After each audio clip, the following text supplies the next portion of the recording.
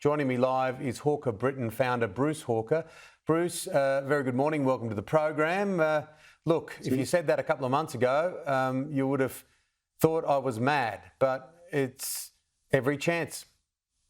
Yes, indeed. It's sort of one of those things. Don't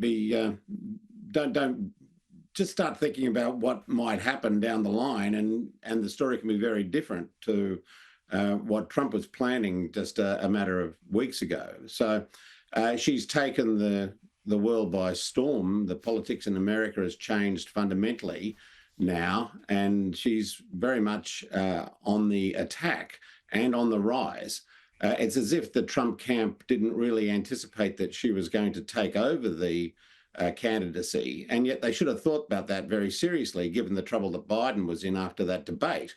So I think she's left them very flat-footed. The reactions have been quite hysterical in some cases. You know, Trump coming out and saying she isn't really identifying as hasn't really identified as a black person until recently. Before that, she was identifying as an Indian. He did that at a black journalists convention, which I thought was a really bad place to be making that claim. And so now she's very competitive and is surging in the swing states.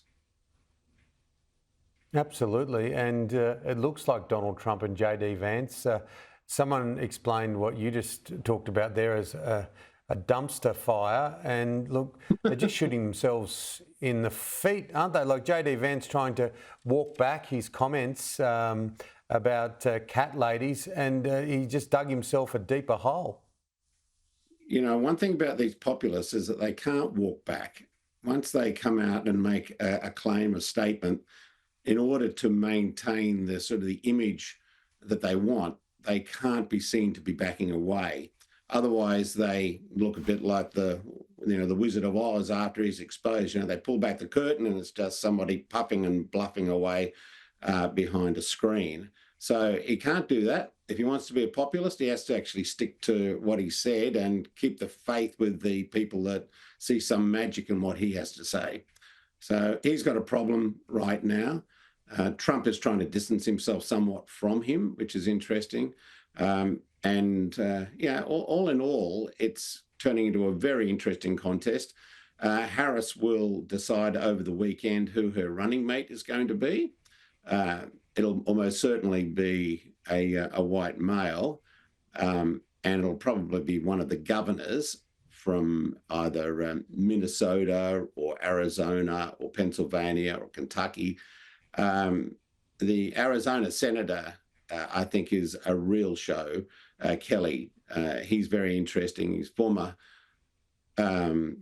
he's a former astronaut. His wife is Gabby Gifford, who was an assassination. Someone tried to assassinate her several years ago, and she was badly injured as a result of that. So there's a whole story around him and his wife that is worth telling.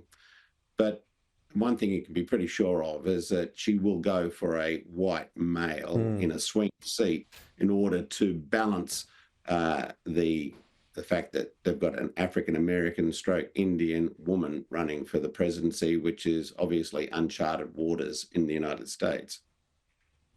Yeah, and there's a lot to come, and talk that Taylor Swift may start endorsing Kamala Harris in 2024. That means something. Now, let's look back closer to home. The government, did they breathe a sigh of relief when those inflation numbers came out? Because for anyone who knows what they're talking about, they were lower than what was expected, and a rate rise on Tuesday is looking unlikely.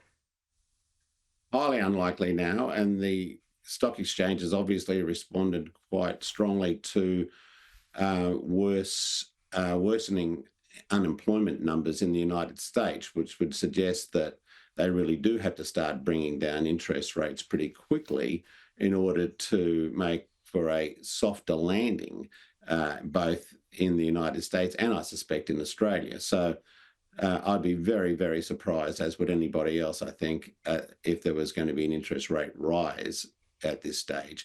It'll probably stay on hold for the moment, but certainly we're looking now to interest rates coming down by the end of the year, which is good for the Albanese government because it's exactly what people want and need. from the government, and it will, if they can do that, it'll give them the opportunity to say, we stayed the course on this tough question about economic management, and now you're benefiting from it. And that's a good story to go into in an election year. Yeah, absolutely. Well, people are desperate, and not just one or two people, large chunks of the Australian community desperate for interest rates to drop because no one forecast all those rises. It was said that it was going to stay on hold forever, virtually, or at least a couple of years. Anyway, finally, do you think the election will stay where it is early next year? That's my gut feeling. It would mean, if they were going to have it this year, that they'd have to pretty much have it before the school holidays started, and that's getting very tight. I think they're keeping their options open to do that, but I think everything would point to an election early in next year. Okay. Thank you, Bruce. Let's do it again real soon. Always good to chat. Plenty to talk about. You too, Tim.